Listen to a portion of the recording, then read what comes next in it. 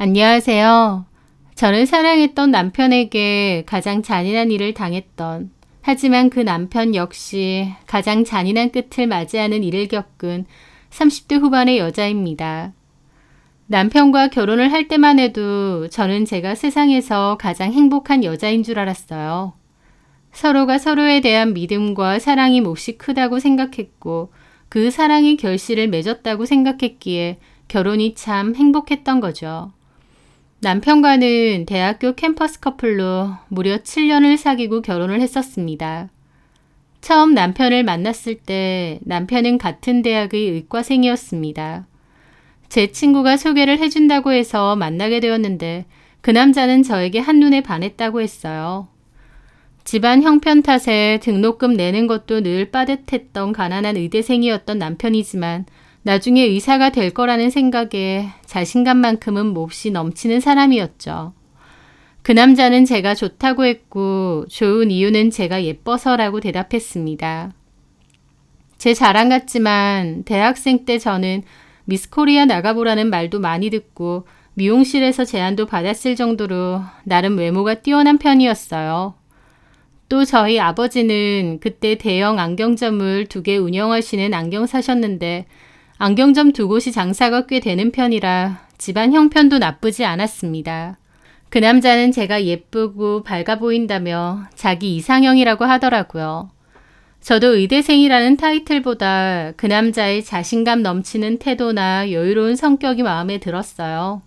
대화를 해보니 서로 너무 잘 통하기도 했고 재밌었습니다. 그렇게 서로가 서로에게 반했고 저희는 교제를 했었습니다. 교제 도중 남친에게 본인 가정사 얘기를 듣게 되었어요. 남친은 가정사에 우여곡절이 있는 편이었는데 부모님은 이혼을 하셨고 남편은 어머니와 둘이서 산다고 했습니다. 남친의 아버지는 일찌감치 2집 살림을 해서 어머님에게 이혼 요구를 하셨다고 했고 자식마저도 아무 거리낌 없이 저버리셨대요. 그 아버지는 남친을 만나러 오지도 않았고 그 내연녀랑 애 낳고 잘 산다고 했습니다. 그래서인지 남친은 아버지에 대한 분노심과 적개심 그리고 마음 한켠의 깊은 그리움도 있는 것 같았습니다. 자기가 의사가 돼서 자기와 엄마를 버린 아버지 보란듯이 살 거라며 이를 바득바득 갈았었죠. 저는 그런 남친이 안쓰러웠고 네가 행복하게 잘 살면 그게 아버지에 대한 진정한 복수라고 남친을 많이 다독여주고 위로해 주었습니다.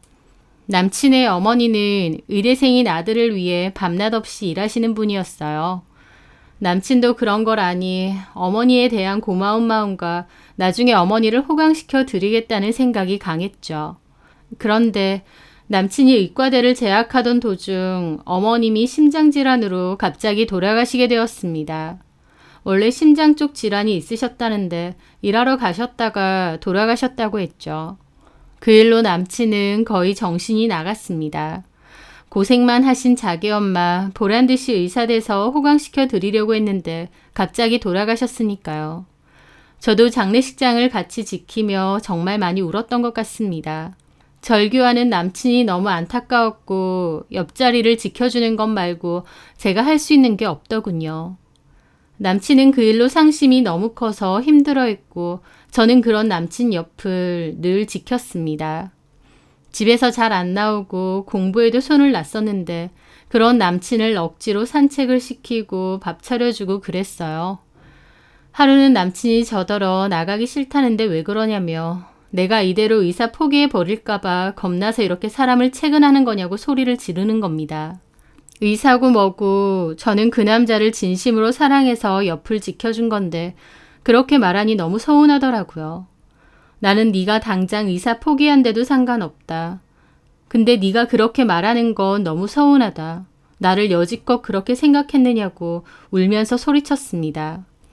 그리고 헤어질 각오까지 하면서 한동안 연락을 끊었는데 남친이 술 먹고 다시 연락이 와서는 저 없으면 안 된다고 자기한테는 이제 저밖에 없답니다. 자기가 그런 소리에서 미안하다며 울었고 저도 같이 울었습니다. 저는 남친에게 네가 뭘 하든 정말 상관없다고 나는 그냥 네가 마음을 추스렀으면 좋겠다. 많이 힘들어하지 않았으면 좋겠다. 라고 했습니다. 남친은 저를 봐서라도 다시 힘내보겠다고 했어요. 하지만 어머님이 돌아가시고 어머님과 사는 것도 월세였던 남친은 당장의 다음 학기 등록금을 낼 돈도 없었죠. 그렇게 학자금 대출과 생활비 대출을 알아보는데 제 얘기를 들은 저희 부모님이 흔쾌히 도와주신다고 했어요. 돈 신경 쓰지 말고 공부에 집중하라고 하시면서요. 저랑 남친은 그맘때 진지하게 만나고 있었고 남친은 자기가 의사고시 합격하면 바로 혼인신고부터 하자는 소리를 늘 달고 살았거든요. 그랬기에 저희 부모님도 저희 남친을 예비 사위처럼 생각하고 도와주신다고 한 거죠. 그렇게 남친은 저희 부모님 도움으로 등록금도 내고 생활비도 얻었었습니다.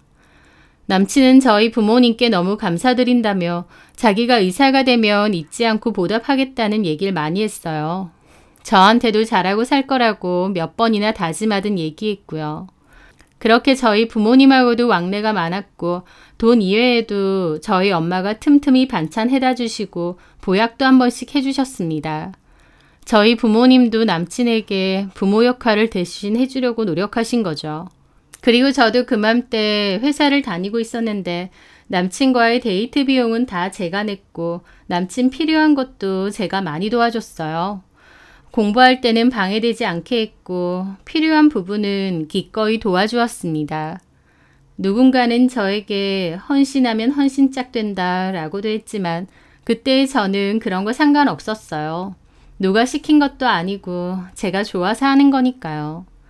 누군가는 남친 의사 만들고 나는 의사 사모님 하고 싶어서 뒷바라지 열심히 한다고도 했는데 솔직히 그 말도 틀린 말은 아닙니다. 남친이 원하는 대로 의사가 되길 바랬고 저와의 행복한 미래를 함께 그리길 바랬으니까요. 그렇게 남친은 졸업 후 의사고시를 합격하고 대학병원으로 들어갔습니다. 그리고 전공의가 끝났을 때 남친은 저에게 결혼하자고 했어요. 저는 좋다고 했습니다. 남친은 전문의까지 취득하겠다고 했고 저는 결혼 후 바쁜 남편을 뒷바라지했죠. 그렇게 남편은 전문의까지 취득 후 개인 피부과에 페이닥터로 들어가게 되었습니다. 저는 그맘때 남편에게 아이를 갖자고 했고 남편도 좋다고 했어요. 그런데 아이가 잘 생기지 않았습니다. 그래서 결국 시험관 시술까지 하게 되었어요. 시험관으로 해도 아이는 잘 생기지 않았고 무리한 시험관 시술 탓인지 그 부작용으로 살까지 몹시 찌고 배도 부풀어 오르기도 했습니다. 하지만 그런 피나는 노력 덕분이었는지 결국 쌍둥이를 가지게 되었어요. 제 몸은 많이 망가졌지만 그래도 원하던 아이를 가지게 되었던 게 너무 행복하고 좋았습니다. 건강적으로나 미적으로나 다소 망가진 몸은 아이 출산 후 다시 관리하면 된다고 생각했고요. 아이들이 남편과 저의 사랑의 결실처럼 느껴져서 좋았고 이렇게 내 가족이서 늘 잘 행복했으면 좋겠다고 생각했죠. 그런데 몸이 많이 망가지고 체중도 불어나서 임신 기간에도 꽤 힘들었고 아이를 낳을 때도 꽤나 고생을 했습니다. 회복 기간도 몹시 길었고요. 그리고 그 모든 과정에서 면역력이 너무 낮아진 탓이었는지 아니면 어떤 부작용이 있었던 건지 모르겠는데 갑상선 쪽에 문제가 생겼습니다. 그러면서 또다시 저는 살이 엄청나게 불어나게 되었어요. 아픈 몸 때문에 찌는 살은 무섭게 불어나더라고요. 게다가 약 부작용으로 얼굴도 달덩이처럼 부풀어 오르기도 했고요. 출산 때보다 더 불어난 몸과 보기 싫어진 얼굴, 게다가 체력은 계속 떨어지고 내 몸이 내 맘대로 되지 않은 데다 극심한 산후 우울증까지 겹쳐서 찾아왔습니다. 그때 저는 너무 힘들었어요. 힘들게 얻은 두 아이는 너무 사랑스럽고 그 아이들을 지켜보는 것만으로도 행복했지만 제 몸은 너무 지치고 힘들었죠. 나름 한때 미스코리아 권유도 여러 번 받을 정도로 나쁘지 않은 외모였던 저지만 이제는 약 부작용으로 못 알아보게 불어버린 제 모습을 보면서 눈물을 흘릴 때도 많았습니다. 저희 엄마가 육아를 많이 도와주시면서 제 몸만 잘 챙기라고 거들어주지 않으셨다면 그 힘든 시간을 어떻게 버텼을까 싶어요. 그런데 그맘때 저를 더 힘들게 한 건 아픈 몸도 몰라보게 불어버린 체중도 고된 쌍둥이 육아도 아니었습니다. 바로 서서히 변해가는 남편의 태도였어요. 남편은 취업한 병원에서 일하면서 곧 본인의 병원을 열 거라는 포부를 가지고 있었습니다. 그런데 괜찮은 입지에 개원을 열려면 돈이 꽤 필요했는데요. 그맘때 저희 부모님도 금전적인 사정이 여의치는 않았습니다. 아버지가 운영하시던 안경점 두 곳이 원래는 잘 됐었는데 어느 순간 어려워졌거든요. 그래서 하나는 일찌감치 정리하고 나머지 하나도 운영 정도만 됐었습니다. 근처에 저렴한 안경점이 많이 들어오고 경쟁력이 떨어지면서 안타깝지만 자연스러운 수순이기도 했죠. 그래서 병원 개원에 저희 친정 도움을 받기는 어려웠는데 저희 남편이 그맘때 저에게 볼멘 소리를 슬슬 하는 겁니다. 다른 동기들은 처가 잘 둔 덕에 처가에서 번듯한 병원을 척척 차려준다는데 자기는 그런 게 없다면서요. 저는 남편이 그런 말을 하면 너무 속상해서 뭐라고 따졌죠. 그렇게 말하면 되느냐고요. 당신 등록금 내주고 생활비 내주고 우리 부모님이 뒷바라지 해준 건 다 까먹었느냐고요. 그런데 남편은 제가 그 얘기를 하면 지난 일 자꾸 들먹이는 게 지겹다고 발작에 가깝게 화를 내는 겁니다. 그러면서 한다는 말이 그래서 나도 할 만큼 했잖아. 너랑 결혼해 줬잖아. 라는 겁니다. 결혼해 줬다니요. 본인은 하기 싫은데 의리 때문에 어쩔 수 없이 해준 것도 아니고 저렇게 말을 하더라고요. 저는 남편과 단순한 연인 이상의 끈끈한 가족애 같은 게 있다고 생각했는데 남편은 아니었던 모양이었습니다. 남편은 의사기 때문에 제 병명에 대한 증상과 부작용에 대해서도 누구보다 잘 아는 사람이에요. 그러면 더 저를 이해해 줘야 하는데 제가 살찐 모습을 대놓고 싫어했습니다. 의사인 남편에게조차 이해받지 못하니 제가 얼마나 비참하고 서글펐겠나요. 아픈 와이프한테 장난이랍시고 뒤에서 보니 코끼리 다리가 되어 있다는 말까지 했으니까요. 저는 남편의 말에 자주 상처를 받았고 그 일로 잦은 다툼이 생기기 시작했습니다. 남편은 제가 한마디 한마디 너무 예민하게 군다며 무슨 말을 못하겠다면서 오히려 제 반응에 본인이 기분 나쁘다는 식으로 굴었고요. 남편과 제 사이도 별로 좋지는 않았어요. 제가 참고 풀려고 해도 남편이 별로 그러고 싶지 않은 것 같기도 했고요. 그러던 와중 남편은 결국 투자도 받고 개인 대출도 받아서 목 좋은 곳에 피부과를 개원했습니다. 철저한 미용 전문 피부과였는데 본인은 대출이 많아서 더 열심히 해야 된다면서 마케팅도 굉장히 공격적으로 했고 야간 진료도 정말 많이 했어요.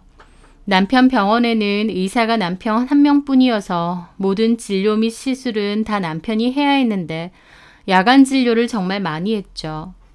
옆에서 보면 너무 무리하는 게 아닐까 싶을 정도로 돈 버는 것에 혈안이 되어 있던 남편이었습니다. 걱정이 돼서 남편에게 말하면 처가에서 병원해 주는 동기들하고 내가 같아? 나는 그저 쎄 빠지게 일해야 돼. 하면서 비꼬는 겁니다. 저는 급격스럽게 변해버린 남편의 태도에 너무 괴로웠고 남몰래 눈물을 흘리는 날도 많았습니다. 그러다가 얼마 뒤 알게 되었어요. 남편이 왜 그렇게 저한테 함부로 굴고 차갑게 구는지요. 남편은 바람을 피고 있었습니다. 저는 남편이 저에게 함부로 하는 것과 별개로 어느 순간부터 남편의 행동이 낯설게 느껴질 때가 종종 있었어요. 안 쓰던 향수를 쓰기 시작하고 야간 진료가 아닌 날에도 늦는 날이 많고 주말에도 밖으로 돌았죠. 저와 아이들은 거들떠도 안 보고요.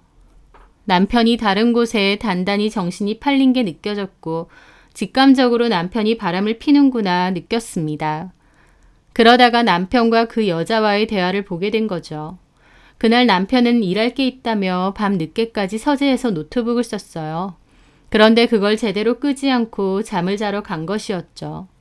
저는 대신 꺼주려고 봤는데 일을 한 게 아니라 어떤 여자와 대화를 나눈 것이더군요. 설마 했던 제 예감이 사실이 되는 순간이었죠. 그리고 그 둘의 대화를 본 저는 숨이 안 쉬어질 정도의 고통을 느끼게 되었습니다. 보고 싶다. 우리 예쁜 자기. 집이야? 집. 이렇게 톡 보내도 돼? 뭔 상관이야. 지금 서재. 자기는? 나는 남편 회식이라서 혼자 있어. 나올래? 보고 싶은데.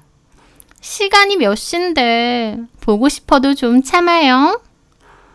자기가 자기 남편이랑 같이 있는 걸 생각하면 참을 수가 없어. 누군 안 그래?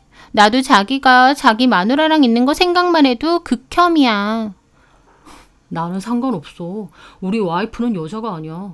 나한테는 그냥 돌로 보여. 뚱뚱한 돌? 하루방 아니야? 하루방? 미치겠네. 왜 이렇게 재밌어? 얼굴도 예쁜데 재밌기까지 해? 그러니까 자기가 나한테 푹 빠졌지. 근데 자기 와이프 아무리 아프다고 해도 무슨 살을 그렇게 찌워? 아픈 건 핑계고 집에서 엄청 먹는 거 아니야? 관심 없어. 내가 자기라도 와이프 싫을만 해. 나한테는 자기밖에 없어. 빨리 이혼이나 하고 싶어. 자기 남편한테 얘기해. 나만 하면 돼? 자기나 먼저 해. 난 곧 할 거야. 얼마 안 남았어. 예쁜 우리 자기랑 예쁜 애 낳고 오손도손 살아야지. 너무 좋아. 나 의사 마누라 되는 거야? 당연하지. 벤츠 뽑아줄 거야? 벤츠만 뽑아줘. 내가 눈물 나게 호강시켜줄게. 자기 사진 좀 보내봐. 그리고 여자는 본인 사진을 보냈더라고요. 그 사진 속 여자가 너무 예뻐서 더 눈물이 났습니다. 내가 이렇게 비참해질 수 있나 싶더라고요. 남편은 신나게 저를 욕하고 비난하면서 이 내연녀에게 사랑을 얘기하고 있었어요. 저랑은 헤어질 거라고 하면서요. 저는 그렇다 쳐도 저희 아이들도 있는데 이렇게 쉽게 이혼하겠다는 말이 나오나요? 도대체 이 사람에게 나는 뭔가 싶어서 눈물이 앞을 가리더라고요. 참으려고 하니까 너무 복받쳐서 결국 꺼이꺼이 울었고 결국 남편이 잠을 깨서 달려오더니 노트북을 확 닫더군요. 그러면서 한다는 소리가 왜 남의 노트북을 뒤져보냐, 네가 미절이냐 그러더군요. 피눈물이 난다는 게 무슨 마음인지 알겠더군요. 바람 펴서 아픈 마누라 욕하니까 좋아? 애들 깨니까 목소리 줄여. 애들 아는 건 무서워?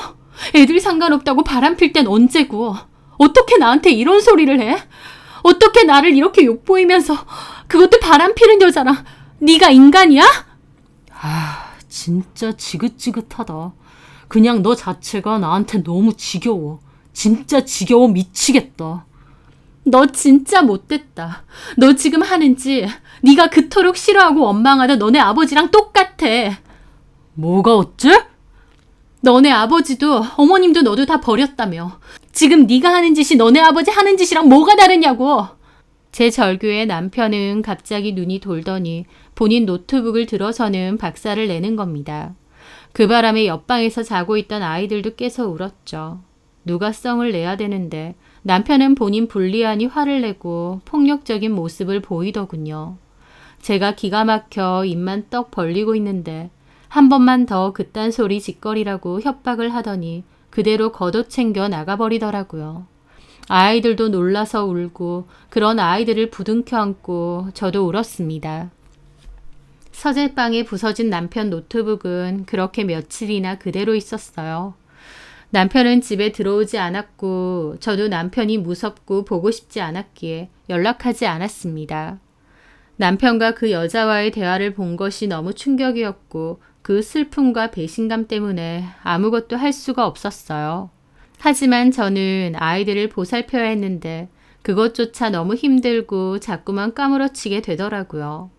결국 저희 엄마를 불렀고 엄마도 박살난 노트북 보고 제 얘기까지 듣고는 뒷목을 잡으셨죠. 부모님 걱정하실까봐 이런 얘기까지 하긴 싫었지만 제가 그때 제정신으로 아이를 돌볼 정신이 없었습니다. 엄마는 어떻게 하고 싶냐고 했고 저는 이혼은 못 해준다고 했습니다. 남편이 잠깐 눈이 돌았지만 결국 돌아올 거라고 말했어요. 미련스러울지도 모르지만 그 꼴을 보고도 남편을 여전히 사랑했고 제 가정을 지키고 싶었습니다. 그런 일로 가정을 깨고 싶지 않았어요. 엄마는 이혼은 안 하더라도 증거는 갖고 있으라고 했습니다.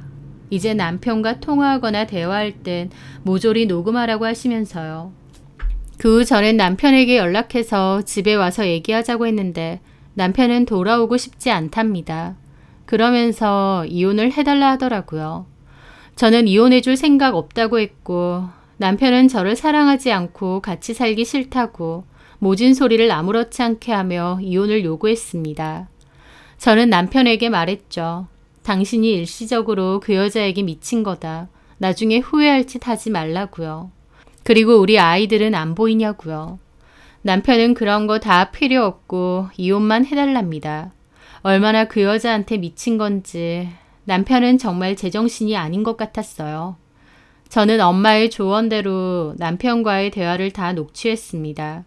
그리고 저도 잘 알고 있는 남편 지인으로부터 그 상간녀에 대한 정보도 듣게 되었어요. 그 여자 역시 가정이 있는 유부녀라는 것도 알게 되었습니다.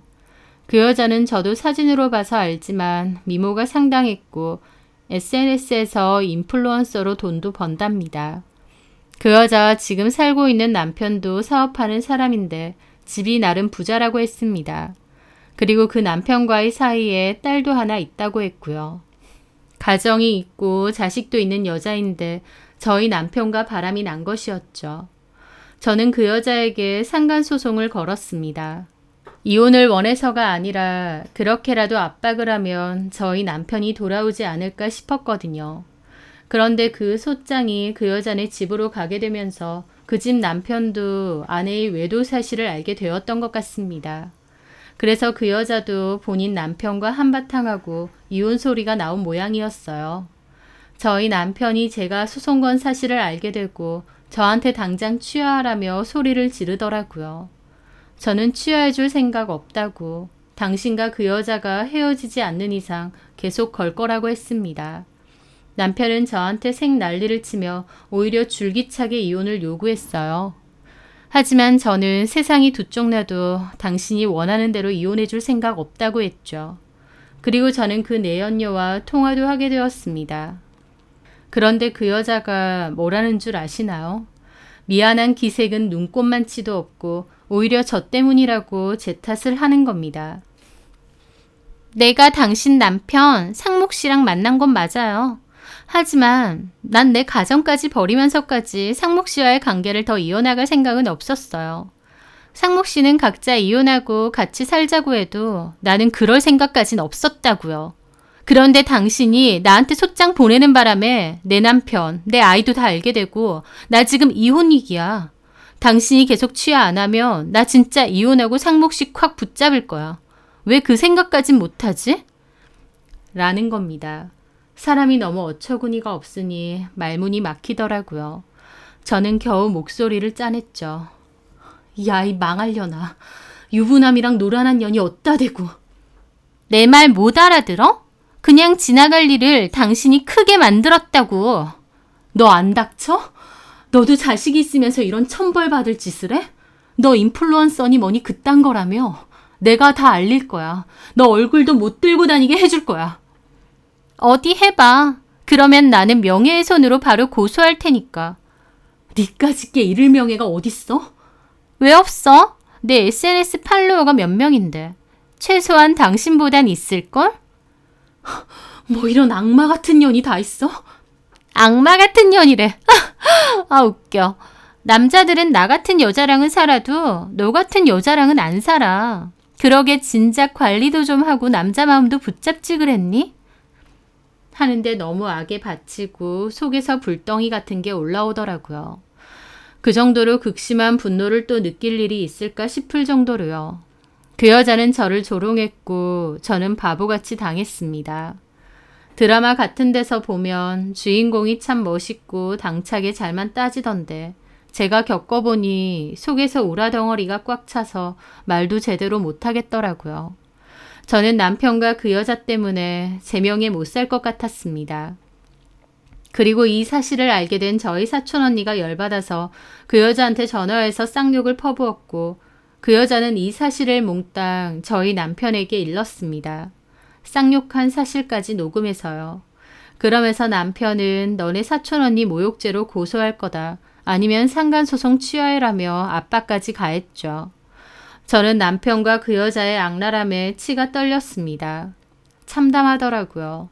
그 여자는 그렇다 쳐도 남편까지 어떻게 저한테 이러나 싶었습니다. 그리고 남편에게 마지막이라는 생각으로 허심탄회하게 말했습니다. 화장실 들어갈 때 다르고 나올 때 다르다지만 당신 이러는 거 참 너무한다. 나한테 최소한 미안한 마음은 있어? 나도 사람인데 그런 마음 없겠어? 없어 보여서 묻는 거야. 우리 부모님이랑 나 당신 뒷바라지 해줬고 그건 당신도 부정할 수 없을 거야. 나는 늘 당신 곁을 지켰어. 당신은 이런 소리도 지겹다지만 나 지겨울 정도로 당신한테 공치사 한 적도 없고 나는 그냥 이 상황이 너무 서글퍼. 우리가 참 운명이라고 생각했는데 당신한테 나는 언제든 버려도 되는 존재였어? 그 말에 남편은 한숨을 쉬더군요. 그래서 너랑 결혼도 했고 그토록 원하던 의사 마누라 만들어줬잖아. 나 그딴 거 바란 적 없어. 웃기지 마. 사람이 좀 솔직해지자. 지금 이혼 못 해준다는 것도 결국 내가 의사라서 의사 사모님 타이틀 못 버리겠어서 그런 거 아니야? 너랑 니네 부모가 나 뒷바라지 해줬는데 그거 아까워서라도 못 헤어지겠다 이거 아니냐고. 나 솔직히 대학병원 시절에 선짜리 많이 들어왔어. 당신에 대한 의리로 다 쳐버렸지만 그 선짜리만 받았어도 내가 이렇게 개고생 안 해도 됐어. 병원에 줄 처가 얼마든지 얻을 수 있어. 나도 내 나름 의리 지킨 거야. 내가 진짜 의리도 없는 놈이었으면 진작에 당신이랑 헤어졌어. 결국 이렇게 져버리고 상처 줬는데 그게 어떻게 의리 지킨 거야? 나 그 여자 진짜 사랑해.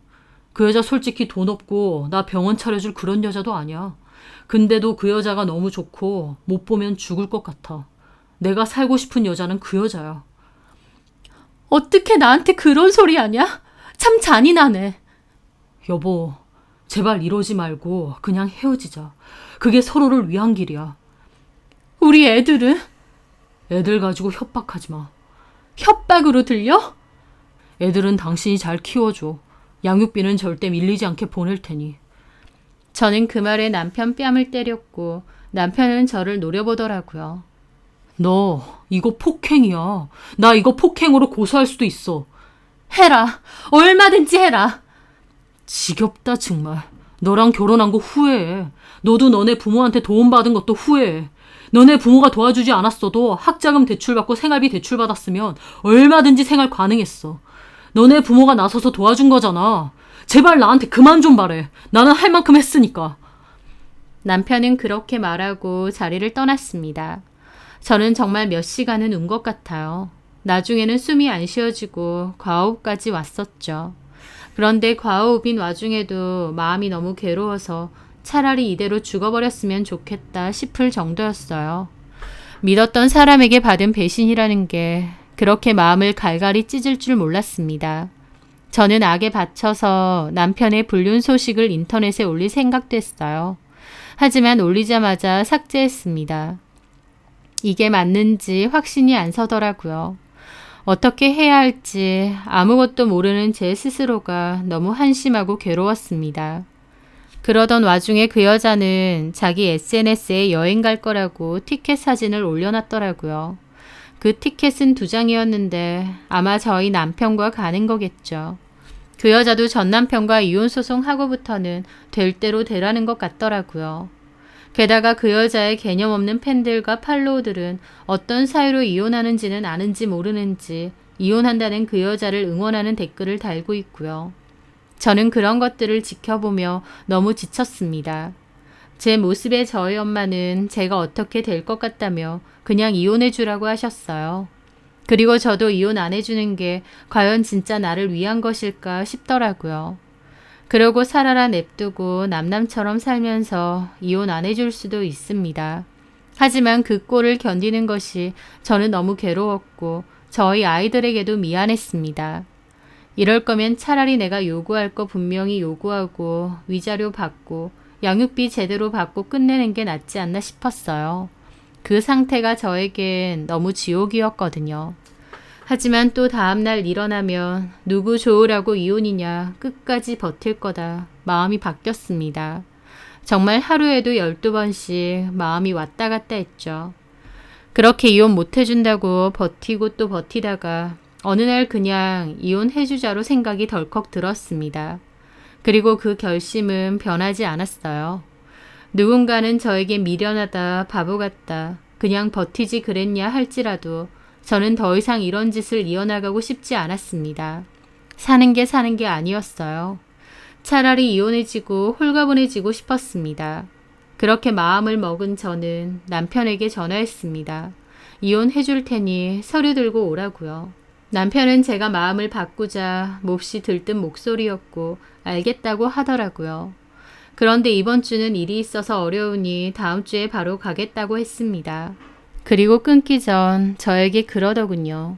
미안하다고요. 저는 미안하다는 소리 하지 말라고 했습니다. 그런 의미 없는 소리 듣고 싶지 않다고요. 그냥 이혼해 줄 테니 이혼 서류나 들고 오고 받아야 될 거 정확하게 얘기할 테니 변호사 찾아가자고 했습니다. 남편은 자기가 변호사를 알아보겠다고 했는데 됐다고 내가 알아본다고 했습니다. 남편은 선심이나 쓰는 양 당신 좋을 대로 하라고 했고 그렇게 마지막 통화를 끝냈어요. 이제 눈물이 다 말랐다고 생각했는데도 그 마지막 통화에 눈물이 계속 나더라고요. 이제 다음 주면 남편과 이혼 서류에 도장을 찍고 남남이 되는구나. 그래 다 끝내자. 그렇게 생각했습니다. 하늘이 무너진 것만큼 큰일 아니고 얼마든지 꿋꿋하게 보란듯이 살아주겠다고 결심하면서요. 그렇게 생각하니 마음이 조금은 초연해졌습니다. 그런데요. 저는 그 주 금요일에 정말 생각지도 못한 전화 한 통을 받게 되었습니다. 그 전화를 받았을 때 저는 지금 꿈을 꾸는 건가 했고 다리에 힘이 풀려서 그대로 주저앉았어요. 남편의 외도 때문에 별일을 다 겪었다고 생각했는데 그보다 더 큰 충격이 저에게 일어날 줄은 몰랐습니다. 그 전화는요. 병원에서 온 전화였어요. 남편 병원이냐고요? 아니요. 응급실이었습니다. 남편이 심장마비로 사망했다는 전화였거든요. 남편은 본인 진료실에서 쓰러진 채 발견이 됐대요. 간호사 말에 따르면 남편이 그날 오전부터 속이 얹힌 것 같다고 점심 식사는 안 한다고 했고 진료실에 계속 있었답니다. 그런데 간호사가 점심시간 지나고 진료 시작할 때가 되어 들어가 보니 남편이 그대로 책상에 쓰러져 있었대요. 바로 119 전화했는데 사실상 현장에서 이미 죽었답니다. 심장마비였는데 응급처치를 취할 사람이 없어서 소리 소문 없이 책상 위에서 죽음을 맞이한 거죠. 그 얘기를 듣는데 현실감이 없더군요. 남편이 갑자기 죽었다니요. 바로 며칠 전에 통화를 했는데요. 이게 말이 되나 싶었습니다. 정말 말로 형용할 수 없는 이상한 감정이 속에서 요동치더라고요. 저는 일단 넋나간 사람처럼 엄마에게 전화했고 엄마도 믿지 못했습니다. 그렇게 남편이 누워있는 병원을 찾아갔고 남편의 마지막 모습을 보고 나서야 남편이 죽었다는 게 실감됐어요. 싸늘하게 숨져 있는데 눈물이 미친 듯이 쏟아졌습니다. 참을 수 없을 정도로 눈물이 쏟아졌는데 마냥 슬퍼서 운 것도 아니었고 그 기분이 정말 이상하더라고요. 깊은 원망이나 회한, 그 사람에 대한 한심함과 허망한 죽음에 대한 인간적인 불쌍함, 그와 함께했던 지난 추억들까지 다 뒤엉킨 거였죠. 마지막까지 저에게 이혼을 요구했고 상처를 줬던 남편이 하루아침에 싸늘하게 죽어있는데 그 상황을 제가 어떻게 받아들여야 될지 모르겠더라고요. 그렇게 한바탕 울고 저희 부모님 주도하에 빈소도 차려졌습니다. 남편은 본인 아버지랑 진작에 인연을 끊었고 연락할 방법이 없더군요. 친척도 거의 없고요. 그렇게 부를 사람만 불렀습니다. 남편의 폰 저장된 연락처로 부고 소식을 돌렸기에 아마 그 상간녀도 알게 되었겠죠. 남편이 죽었을 땐 눈물이 그렇게 났는데 막상 영정사진 속 남편을 보니 눈물도 안 나고 멍하더라고요. 뭔가 계속 꿈을 꾸나 싶기도 했던 것 같아요. 그렇게 마치 붕 떠 있는 듯 멍하게 장례를 치렀습니다. 그 여자가 장례식장에 왔는지 안 왔는지는 모르겠어요. 그렇게 남편은 급작스럽게 죽었고 당연히 남편 앞으로의 모든 재산은 다 법적 아내인 제 몫이 되었습니다. 남편 스스로도 그렇게 죽을지 몰랐으니 유언 같은 게 있을 리도 없고요. 제가 이혼을 해주겠다고 했고 이혼 도장 찍는 것을 며칠 앞두고 일어난 일이었는데 그때는 남편의 죽음이 너무 충격이라 미처 생각 못했는데 장례 다 치르고 변호사랑 얘기할 때가 돼서야 아, 내가 그 전에 이혼해주지 않아서 다행인 거구나 싶더라고요. 제가 덜컥 이혼해줘버리고 남편이 그 여자랑 뭐라도 했더라면 정말 기막힌 일이 일어날 뻔했으니까요. 저는 남편의 모든 재산을 아내로서 정당하게 다 상속받을 수 있었습니다. 물론 그게 안심이 될지언정 기쁘거나 다행이다 싶을 정도는 아니었어요. 그냥 남편이 벌 받았구나 라는 생각은 들었던 것 같아요. 만약 저와 남편이 예전처럼 잘 지내다가 남편이 이렇게 됐다면 저도 남편을 잃은 데에 너무 큰 충격과 상심, 슬픔이었겠지만 그때는 남편과 이혼 직전이었기에 그렇게 슬프지도 괴롭지도 않았습니다. 저는 변호사와 상의 끝에 남편이 운영하는 병원을 어떻게 할지 얘기를 했습니다. 그리고 그 여자에게 걸었던 상간소송도 판결을 앞두고 있는 상태였는데 거의 제 승소가 확실시돼서 그 여자는 저에게 2천만 원의 위자료를 줘야 했죠. 남편 죽고 나서 남편 폰 등으로 확인을 해보니 그 여자가 물어야 할 위자료는 저희 남편이 다 내주기로 한 모양인데 저희 남편이 하루아침에 죽어버렸으니 그 여자는 본인이 알아서 위자료도 마련해야 했습니다.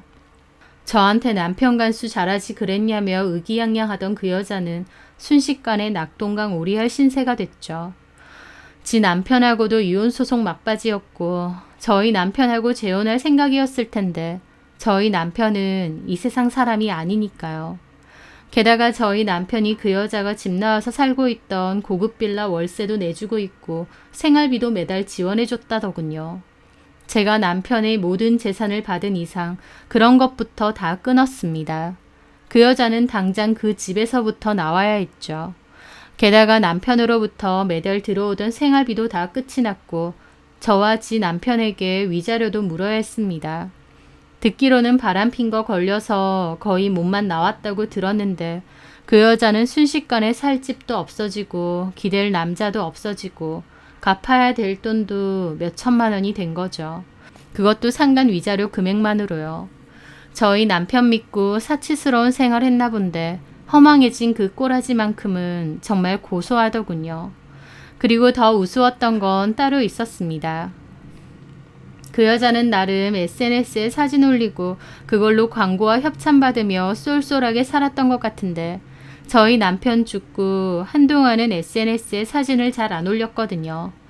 그런데 그 상간녀의 신우라는 여자가 그 여자 SNS의 댓글에 모든 얘기를 폭로해 버린 것이었습니다. 이걸 저는 어떻게 알았냐면 저희 남편의 갑작스러운 사망 이후 그 여자가 어떻게 사는지 솔직히 궁금해서 한 번씩 그 SNS를 들어가 봤어요. 바람핀 주제에 뻔뻔하게 잘난 척하고 본인은 예비 의사 와이프라는 소리를 대놓고 할 정도로 철면 피웠는데 저희 남편 죽고 나서는 사진을 거의 올리지 않더라고요. 지도 멘붕이 왔겠죠. 그런데 어느 날 들어가 보니 그 여자의 신우라는 사람이 댓글을 여러 개 달면서 폭로를 한 겁니다. 폭로 내용 이랬습니다. 나는 이 여자의 신우다. 우리 오빠랑 이 여자가 이혼했으니 이제는 전 신우일 것이다. 그 여자는 원래 술 팔고 남자들이랑 대화하는 토킹바 출신이다. 한마디로 업소 여자다. 우리 오빠가 이 여자한테 완전 정신 팔려서 부모님 반대에도 불구하고 결혼까지 했다. 나는 이 여자가 들어오면 사람이 잘못 들어오면 집안이 뒤집힌다는 걸 깨달았다. 사는 동안에도 아이는 나 몰라라 하고 밖으로 돌더니 결국 애 버리고 어떤 피부과 의사랑 바람났다. 그 의사도 유부남이다. 근데 그 의사가 심장마비로 갑자기 죽어버렸다. 빨대 꽂으려던 남자가 죽었으니 어디 가서 반반한 얼굴을 무기 삼아 또 남자 꼬실지도 모르지. 우리 오빠는 이혼 후 우울증약 먹는데 본인이 선택한 일이니 그렇다 쳐도 우리 부모님까지 이 여자 때문에 얼마나 힘든지 모른다. 무엇보다 엄마라는 인간이 바람나서 도망갔는데도 그런 것도 엄마라고 찾는 내 조카가 너무 불쌍하고 가엾다. 우리 집 풍지박산 만들고 피부과 의사랑 결혼할 거라기에 얼마나 잘 사나 두고 보자 했는데 결국 네 꼴도 참 우습게 됐다. 그리고 네가 누굴 만나던지 나는 네 과거를 다 폭로할 거다. 앞으로 남자 꼬션에서 먹고 살기 쉽진 않을 거다. 라고요. 그 여자가 나름 인플루언서로 먹고 살았는데 그 댓글이 올라오고 나름 댓글창이 난리가 났더군요. 그런데 그 여자의 지인들인지 팬인지 모르겠는데 오히려 그 신우라는 사람한테 없는 소리 짓거리지 말라고 역으로 뭐라고 했습니다. 그리고 그 상간녀도 그 댓글 지우고 나중에 게시글 따로 올려서 허위사실 명예훼손할 거라는 글을 올린 겁니다. 허위사실이 전혀 없는데 무슨 명예훼손이요. 저도 그 상간녀 하는 행동이 너무 가짠고 어이없고 이것만큼은 나도 안 넘어간다 싶었죠. 저는 그 신우라는 사람에게 따로 메시지를 보냈습니다. 그리고 제가 그 바람난 의사의 본처라고 알렸어요. 신우라는 분에게 들어보니 그 여자가 출신도 별로 좋지 않아서 집안에서 반대를 많이 했는데 오빠라는 사람이 밀어붙여서 결혼을 했대요. 그리고 결혼 전에는 시댁 가족들에게 잘했는데 결혼하자마자 완전 아나무인으로 바뀌었답니다. 자기 부모님한테도 함부로 하고 오빠 돈도 엄청 쓰고 다니고 애는 나 몰라라 했었대요. 그러다가 결국 바람나서 상간소송 당하고 이혼하겠다며 애 놔두고 나가버리니까 남는 가족들만 속이 말이 아니었답니다. 그 여자가 집에 들어오고 나서 바람잘 날이 없었는데 내연남 사망 소식을 듣고 고소해서 글 남겼다고 하더라고요. 저는 잘했다고 나도 댓글 남길 거라고 했습니다.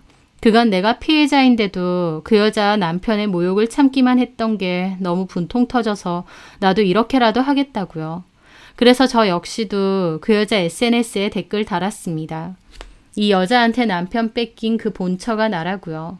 과거에 그런 일 하던 여잔 줄은 몰랐는데 나한테 했던 그 저열한 말투와 행동들 생각해보면 이제 이해도 된다고 말이죠. 그렇게 저 역시도 그 신우의 말에 동조하고 다 사실이라는 댓글을 남겼습니다. 제 댓글까지 이슈가 되니 그 여자는 욕을 엄청 먹게 되고 결국 SNS 계정을 닫아버렸습니다. 그나마 SNS로 밥벌이 했나 본데 그것마저도 문을 닫은 거죠. 그리고 나서도 이 상간녀는 정신 못 차리고 저한테 따로 문자해서 명예훼손 고소할 거라고 하더군요. 가짠다는 말이 이런 데서 쓰는구나 싶었죠.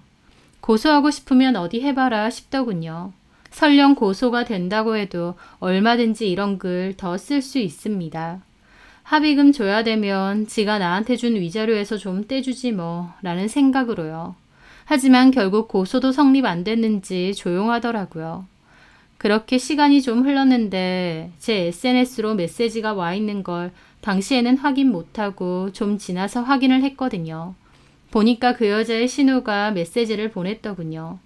그 신우 한다는 말이 그 상간녀가 출신은 못 속인다고 이혼하고 빨대 꽂던 저희 남편 죽고 SNS까지 문 닫아버리니까 돈이 필요했는지 결국 유흥주점에 나가는 것 같다고 왔더라고요. 애도 있고 아무리 이혼했어도 애엄마인데 진짜 끝까지 이런 식으로 나온다면서 부끄러움도 체면도 모르는 인간이라고 그 여자의 근황을 보내왔더라고요. 그 여자는 스스로 바닥행을 선택했고 그 끝을 보니 속이 시원하면서도 한편으론 쓴웃음이 나오기도 하더라고요. 그 여자는 원래도 본인에게는 꽤 과분한 조건의 남자와 결혼했던 것 같은데 그것도 성에 안 찼는지 바람을 펴대고 결국 저희 남편을 잡았죠. 본처인 저 몰아내고 그 자리 차지하려고 했던 것 같은데 저희 남편이 그렇게 허망하게 죽어버렸고 그 여자는 한마디로 낙동강 오리알 신세가 되었고요. 결국 쉽게 돈 벌 곳이 필요해서 그런 곳으로 돌아간 것 같았습니다. 본인들이 다 자초한 일이니 그 처참한 끝도 본인들이 다 감수해야 될 겁니다.